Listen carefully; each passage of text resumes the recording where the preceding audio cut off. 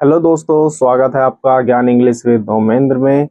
और जैसा कि आप प्रीवियस वीडियोस में आपने देखा है कि हम कंडीशनल सेंटेंसेस की बात कर रहे थे। और कंडीशनल सेंटेंस में हमने कुछ पॉइंट पढ़े हैं, कुछ पॉइंट्स हमने देखे हैं।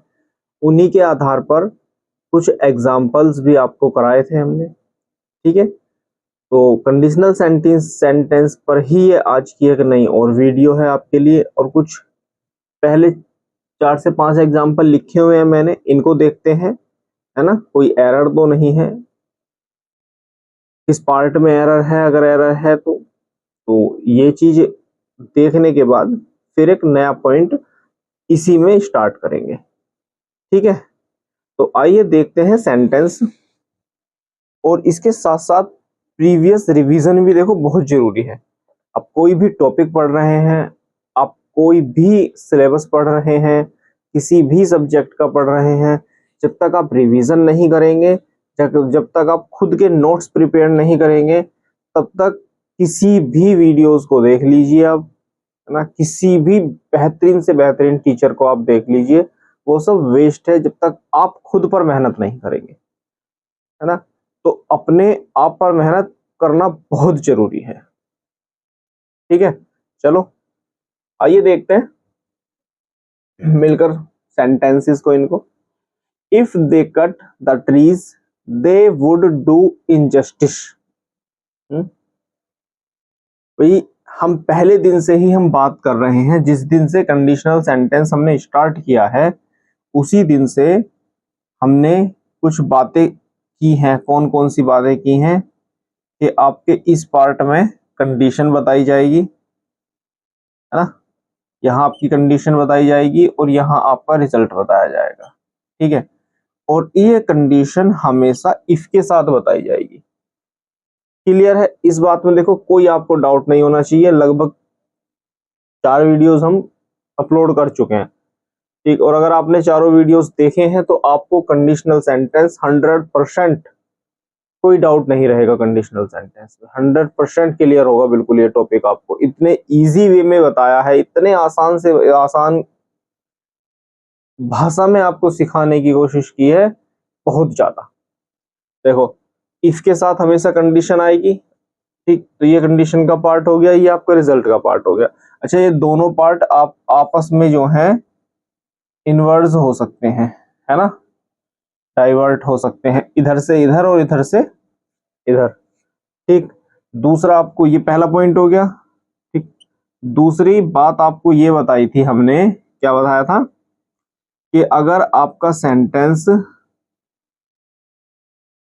प्रेजेंट इंडेफिनिट में है, प्रेजेंट कॉन्टिन्यूअस में है या परफेक्ट में है, ठीक, यहां इफ के साथ कंडीशन बता दी गई है ना, यहां इफ के साथ कंडीशन बता दी, तो आपका रिजल्ट हमेशा किस में होगा? फ्यूचर इंडेफिनिट में होगा। ठीक, जब भी आप कंडीशनल सेंटेंस में एरर फाइंड करते हैं, जब भी आप कंडीशनल सेंटेंस में एरर फाइंड करते हैं तो हमेशा लेफ्ट से राइट की तरफ एरर फाइंड की जाती है। एक पॉइंट आपको ये बताया था, ठीक है। और क्या बताया था आपको? और आपको ये बताया था कि मान लीजिए 2 सेंटेंस हैं और यहां आपको एरर दी गई है ना, दूसरे पार्ट के लास्ट में और थर्ड पार्ट से पहले आपको एरर दी गई है, तो उस एरर को कहां करेक्शन करेंगे हम? नेक्स्ट आने वाले पार्ट के स्टार्टिंग में उस एरर को फाइंड करके करेक्शन करेंगे। ठीक, प्रीवियस वीडियो में एक बात बताई थी, अगर आपके टाइम वर्ड आपको सेंटेंस में मिलते हैं, कौन से वर्ड बेटा?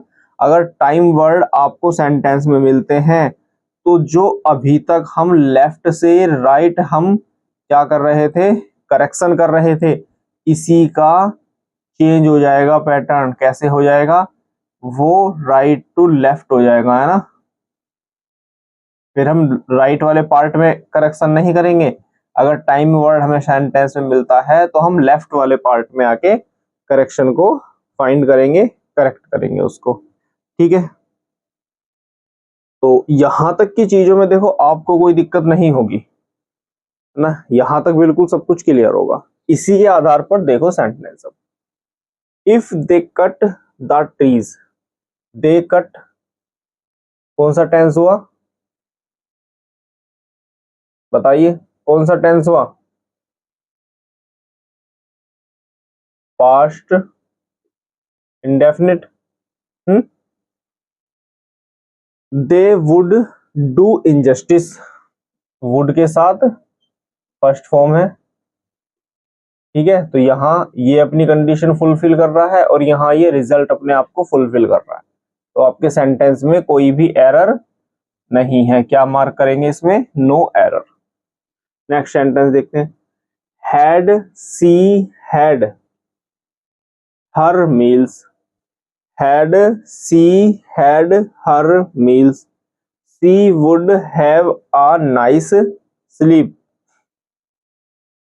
हैड सी हैड, देखिए यहां आप ये मानकर चलिए कि इफ की जगह आपको हैड दिया गया है और इस सेंटेंस में कुछ नया नहीं है ना। इफ की जगह आपको केवल हैड दिया गया है और इसमें सेंटेंस में कुछ भी नई बात नहीं है। तो had she had her meals, अब ये हैड मैंने आपको बताया था ये कौन सी काम की क्या काम करती है, ये काम करती है आपका वर्ब की सेकंड फॉर्म का, ठीक है ना बेटा, करती है ना, वर्ब की सेकंड फॉर्म का काम करती है। और ये हेड काम कर रहा है आपका कौन सा, परफेक्ट का, है ना। तो ये क्या हुआ, क्या हुआ ये भाई, आपको एक हेड तो ये दे दिया, ठीक, ये आपका क्या है, आपका हेल्पिंग वर्ब है और ये हेड आपका मेन वर्ब है। जब हेड के साथ आप हेड यूज कर रहे हैं तो ये हेड क्या कहलाएगा, थर्ड फॉर्म, है ना। बताया था ना कल, बी की फॉर्म बताई थी, सॉरी हैव की फॉर्म बताई थी ना, हैव की फॉर्म होती है हैज, हैव, हैड, है ना। ये सेकंड भी और थर्ड भी हैड रहेगी और प्रेजेंट में हैज और हैव यूज होगा, है ना। अब यहाँ दो बार हैड देने का मतलब है कि एक हैड आपके परफेक्ट को रिफ्लेक्ट, परफेक्ट को आइडेंटिफिकेशन कर रहा है, परफेक्ट को बता रहा है, और दूसरे हैड का मतलब है कि आपको ये थर्ड फॉर्म दी गई है, ठीक। ये क्वेश्चन बहुत पूछे जाते हैं आजकल एग्जाम में, ध्यान रखना, ठीक। अब इसी के अकॉर्डिंग भाई जब यहाँ आपको परफेक्ट टेंस मिल गया तो ये आपका कुल मिलाकर कौन सा टेंस हुआ, पास्ट का परफेक्ट हो गया, पास्ट का परफेक्ट ये हो गया। तो यहां हम क्या करेंगे, she would have a nice sleep. अब यहां भी तो हमें क्या चाहिए, वुड हैव के साथ थर्ड फॉर्म चाहिए ना, तो यहां हम थर्ड फॉर्म के लिए क्या कर देंगे, यहां हम हैड लिख देंगे, है ना। She would have had a nice sleep, ठीक, क्लियर है।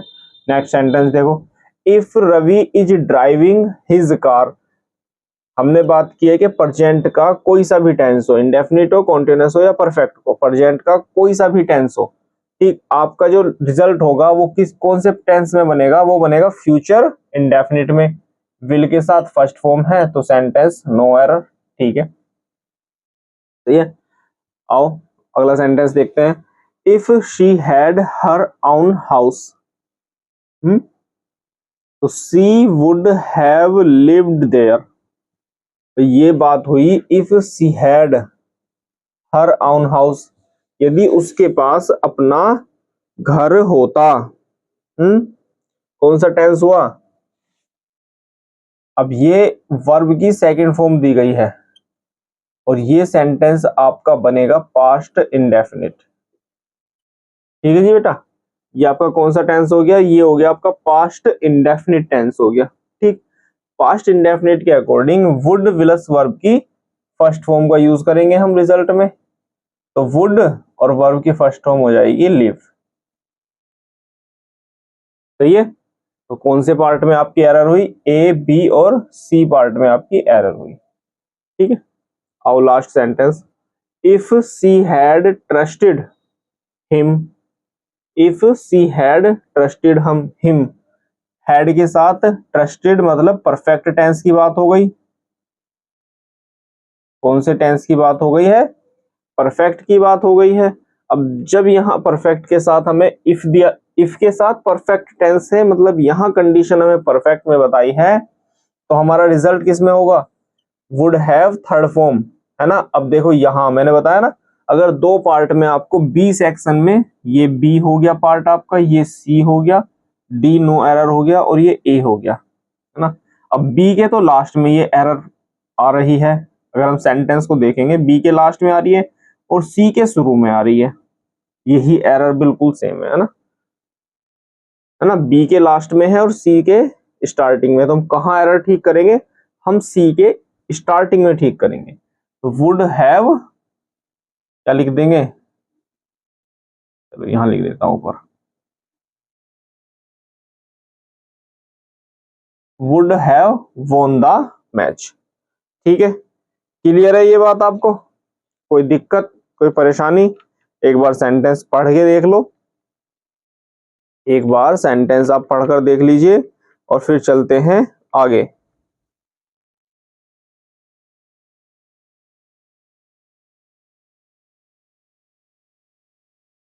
तो यहां तक तो कोई इश्यू नहीं है ना, सभी रूल्स सब चीजें क्लियर है ना। ठीक, आओ अब देखते हैं कुछ आगे सेंटेंस। और बेटा बात करते हैं एक नए पॉइंट की आपके कंडीशनल सेंटेंस में। ठीक है, देखिए एक नई चीज आपको आज बताने की कोशिश कर रहे हैं, इसका क्या नाम है, इमेजिनेशन या हाइपोथेटिकल कंडीशन, है ना।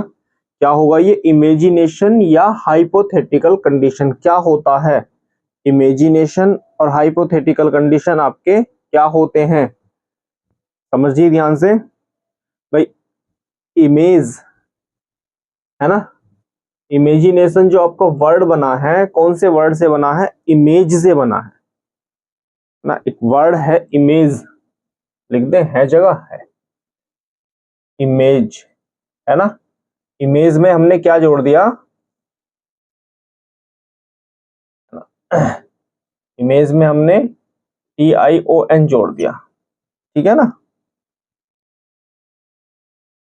तो क्या बन गया आपका, इमेजिनेशन, है ना। इमेज में हमने नेशन जोड़ दिया, तो आपका क्या बन गया, ये बन गया आपका इमेजिनेशन। इमेजिनेशन मतलब कल्पना करना, है ना।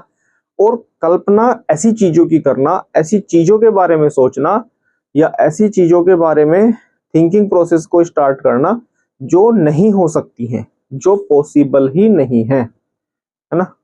भाई मान लीजिए कोई लड़की है ना, बनाने की कोशिश करें भाई, कोशिश करें बनाने की, पैर जुड़ गए इसके, ऐसा है ना, ठीक है।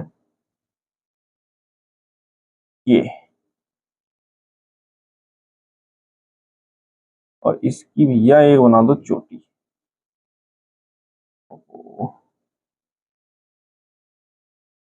ये इसकी हो गई चोटी, ठीक है। ये एक आपके सामने मैंने बना दी, क्या, गर्ल। अब ये कहने लगे कि काश, काश मैं कैटरीना कैफ होती, कैसा लगेगा, हंसी आएगी ना आएगी, है ना। तो कहावत है ना, वो हिंदी में कैसे कहते हैं, वो मुंह मसूर की दाल, है ना, कुछ ऐसी एक कहावत है, पूछ ला घर में अपने, भूल जाता हूं मैं कहावतें बीच बीच में। तो इमेजिनेशन का क्या मीन्स होगा, इमेजिनेशन आपकी वो बात होगी बेटा जो अनरियल कंडीशंस हैं, है ना, जो रियल नहीं हो सकती हैं। आप ये कहने लगे कि काश मैं राजा होता, है ना, तो मैं इस देश को या मैं इस राज्य को ऐसा बना देता, यहाँ की प्रजा के साथ ऐसा कर देता, है ना। तो ये सब क्या है, ये हमारे इमेजेस क्रिएट कर रहे हैं, हमारे माइंड में एक इमेज, एक पिक्चर बन रही है और उसी के माध्यम से हम अपने इमेजिनेशन के अंदर चले जा रहे हैं, है ना। तो ऐसी ही कंडीशन जो है आपके उस सेंटेंस में देखने के लिए मिलती है, ऐसी ही कंडीशन आपको देखने के लिए मिलती है सेंटेंस में। और उसी सिचुएशन को यहां देखेंगे कि अगर आप इमेजिनेशन सेंटेंस में कर रहे हैं, ठीक है, तो वो इमेजिनेशन आपकी कौन से टेंस में कौन सी वर्ब आपकी लेगी, उसके साथ हम कौन से टेंस की वर्ब को यूज करते हैं, ठीक। लिखा है ना, इमेजिनेशन का क्या मीनिंग होगा, अनरियल सिचुएशन, ऐसी सिचुएशंस जो रियल नहीं है, जो रियल नहीं हो सकती हैं, है ना। हाइपोथेटिकल कंडीशन, हाइपोथेटिकल कंडीशन का क्या मीन्स होगा, टेम्परेरी सिचुएशन, है ना। कोई भी ऐसी सिचुएशन जो टेम्परेरी है, परमानेंट नहीं है, एक ऐसी सिचुएशन जो टेम्परेरी है, परमानेंट नहीं है। मतलब क्या है कि इमेजिनेशन की ही बात हो रही है, यहाँ भी बात इमेजिनेशन की ही है। भाई जो टेम्परेरी सिचुएशन है आपकी, अभी आप बैठ के सोच रहे हैं काश मैं ये होता, मैं ये करता, मैं वो करता, मैं ऐसा होता, मैं वैसा होता, और थोड़ी देर बाद क्या होगा, आप फिर से अपनी रियल सिचुएशन में आ जाएंगे, है ना। तो क्या हुआ, इमेजिनेशन और हाइपोथेटिकल कंडीशन दोनों की बातें सेम होती हैं, ठीक। अब आइए, इसका मैंने रूल लिखा है और इसी रूल के अकॉर्डिंग हमें सेंटेंसेस को करेक्ट करना है। यहाँ पर इफ के साथ जो आपको कंडीशन दी जाएगी, पहले सब्जेक्ट आएगा, ठीक, और सब्जेक्ट के साथ आपका कोई भी टेंस होगा, हमेशा वर का यूज करेंगे, सब्जेक्ट के साथ हमेशा वर का यूज करेंगे। उसके बाद आगे का सेंटेंस लिखने के बाद सब्जेक्ट वुड और वुड के साथ वर्ब की फर्स्ट फॉर्म, ठीक है। चलो जी, इस कैटरीना कैफ को हटा देते हैं यहां से। तो हमें क्या करना है बेटा, इफ के साथ सब्जेक्ट और सब्जेक्ट के साथ वर लिखना है। आपका जो सेंटेंस है उसमें चाहे सब्जेक्ट आपका सिंगुलर है, प्लूरल है, आई है, मतलब कोई भी सब्जेक्ट आपको दिया हो, उसके साथ केवल हम क्या यूज करेंगे, वर का यूज करेंगे केवल, ठीक है, और इसके अलावा कुछ यूज नहीं करना, है ना। और नेक्स्ट जो आपका सेंटेंस होगा उसमें वुड और वर्ब की फर्स्ट फॉर्म यूज करेंगे। क्लियर, ये आपको रूल क्लियर हो गया, ठीक है। अब आओ देखते हैं अगला सेंटेंस आपका, चलो जल्दी देखो।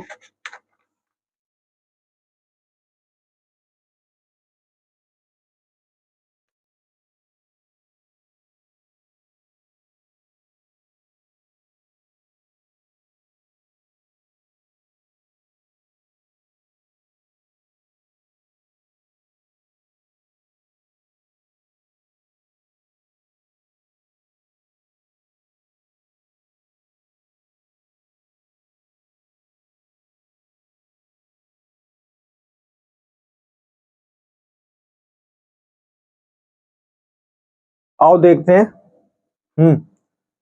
If she was alive, if she was alive she would guide मी, है ना। इफ दिया हुआ है आपको। अब यहाँ इमेजिनेशन क्या हो रही है कि यदि वह जिंदा होती तो शी वुड गाइड मी, तो वो मुझे क्या करती, वो मुझे गाइड करती।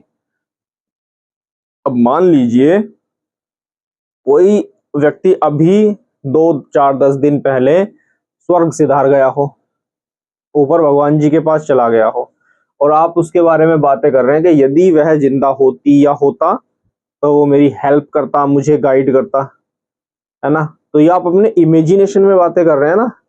अगर रियल कंडीशन में, रियल सिचुएशन में ऐसा हो जाए कि जो व्यक्ति अभी 10 दिन 15 दिन 20 दिन पहले जिसके विषय में आप सोच रहे हैं वो भगवान जी के पास चला गया हो, और आपने इमेजिन किया कि भाई काश वो मेरे सामने या मेरे पास होता तो मेरी यहाँ हेल्प हो जाती, और वो आपके सामने आ जाए, तो क्या होगा, तो बल्ले बल्ले क्या होगा, है ना।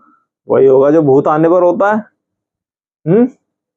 आओ, तो क्या करेंगे हम, यहाँ सब्जेक्ट के साथ हम इस वाज को हटाएंगे बेटा और वर का यूज करेंगे, ठीक है।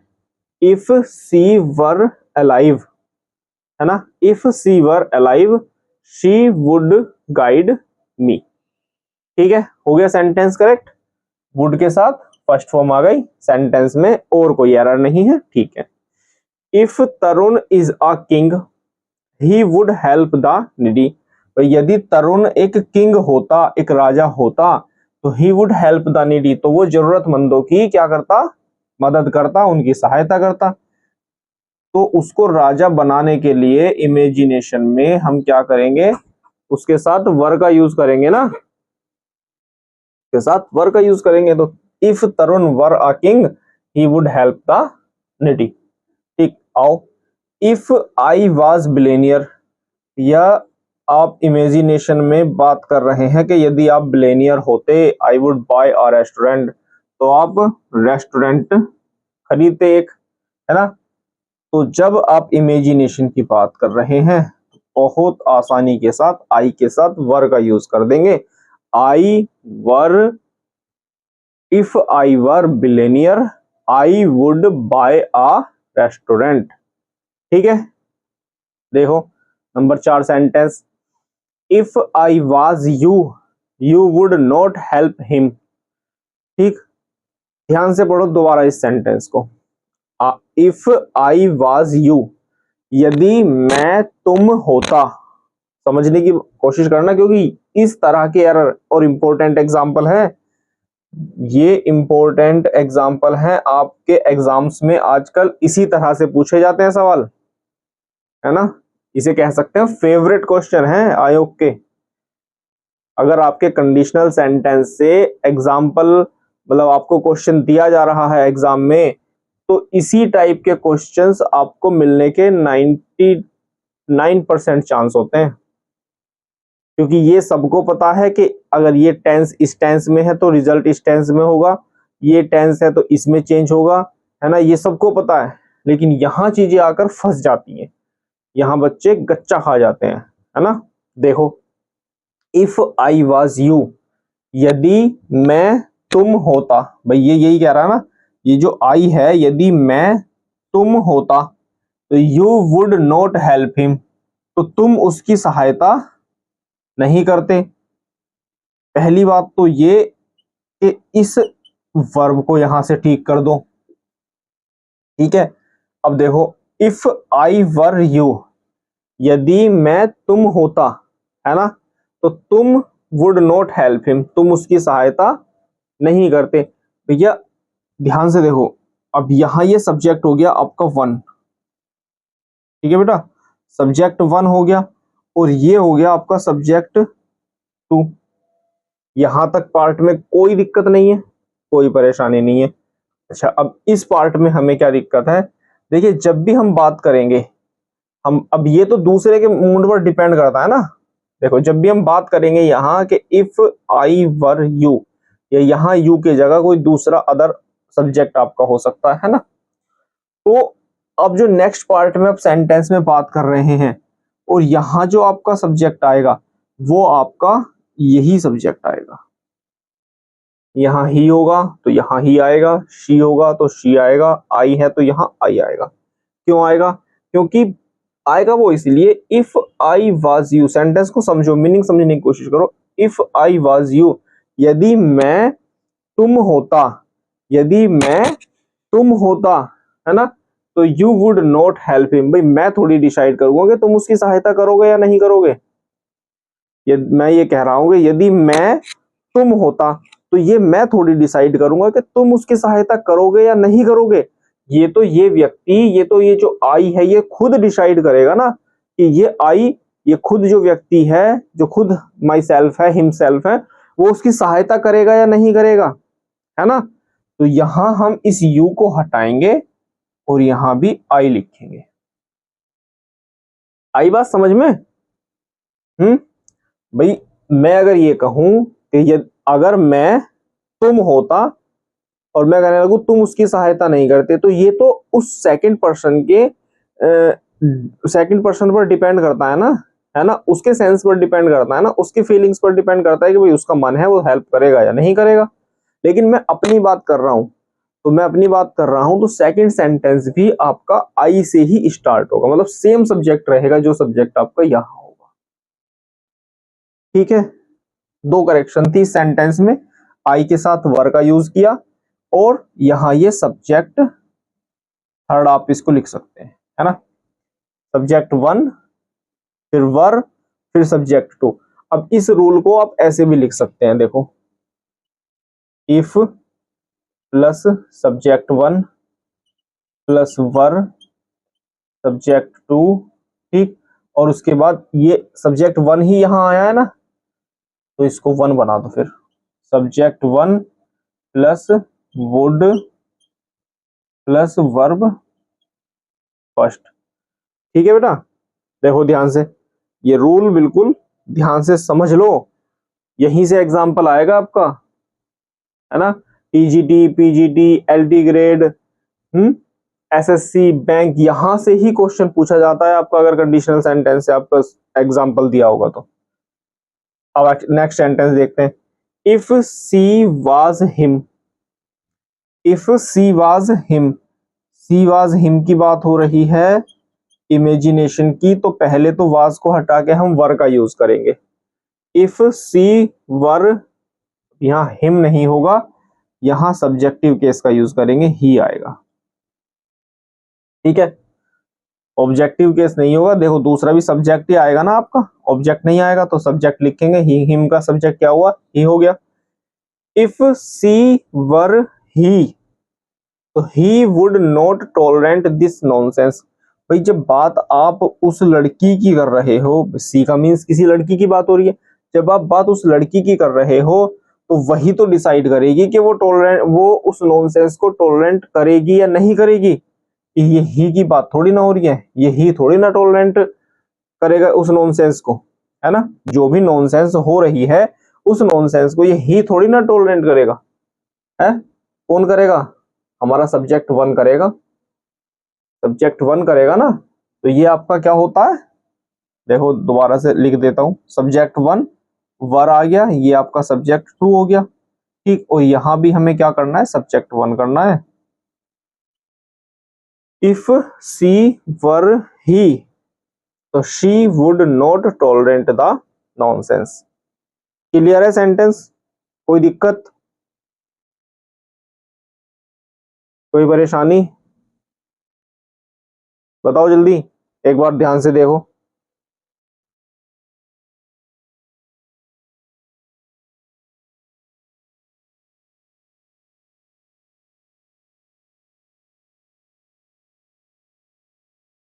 देखिए एक ही पॉइंट आज आपको कराया है नया, है ना। एक ही एक नई बात बताई है आपको, इमेजिनेशन और हाइपोथेटिकल कंडीशन के बारे में, जो अनरियल सिचुएशन होती है, टेम्पररी सिचुएशन आपकी होती है, ठीक। इसी पॉइंट को ध्यान से समझने की, पढ़ने की कोशिश करनी है, और ये एग्जाम्पल बार बार आपको प्रैक्टिस करने हैं, बार बार आपको ये एग्जाम्पल्स क्या करने हैं, प्रैक्टिस करने हैं, यही एग्जाम्पल्स आपको, ठीक है। तो आज के लिए इतना ही रखेंगे बस, है ना। कम कम थोड़ा थोड़ा, देखो हम वीडियो ज्यादा लंबी नहीं बना रहे हैं, सिर्फ इसी वजह से क्वालिटी मैटर पढ़िए, बिल्कुल चीजें कम पढ़िए, दिन में 10 घंटे पढ़ने की बजाय आप दिन में 8 घंटे पढ़िए, लेकिन उस 8 घंटे में जो आपने पढ़ा है वो एकदम क्वालिटी होनी चाहिए, वो चीजें एकदम परफेक्ट होनी चाहिए, है ना। और इतने अच्छे से प्रिपेयर होनी चाहिए कि आपने 2 बार 4 बार 6 बार आपने वो चीजें रिवाइज कर ली, पढ़ लिया, उसके बाद हमेशा माइंड में सेव रहेंगी वो चीजें, वो कभी फिर बाहर नहीं जाएंगी, ठीक। तो ये आज का सेशन था हमारी तरफ से, मिलते हैं आपसे नेक्स्ट वीडियो में। अगर आपको वीडियो अच्छी लगे तो लाइक, शेयर और कमेंट करना ना भूलें, और डेली वोकैब टिप्स के लिए और अपने डाउट्स के लिए आप हमें व्हाट्सएप पर, टेलीग्राम पर ज्वाइन कर सकते हैं, इंस्टाग्राम पर फॉलो कर सकते हैं, ठीक। मिलेंगे अपनी नई वीडियो में, हाइपोथेटिकल कंडीशन के, इमेजिनेशन सिचुएशन के इसी चीज पॉइंट के विषय में बातें करेंगे, और कुछ 3 से 4 पॉइंट हैं जो नेक्स्ट वीडियो में आपको कंप्लीट करा दिए जाएंगे, ठीक है। तो आज के लिए इतना ही, मिलते हैं आपसे, बने रहिए ज्ञान इंग्लिश विद ओमेंद्र के साथ, धन्यवाद।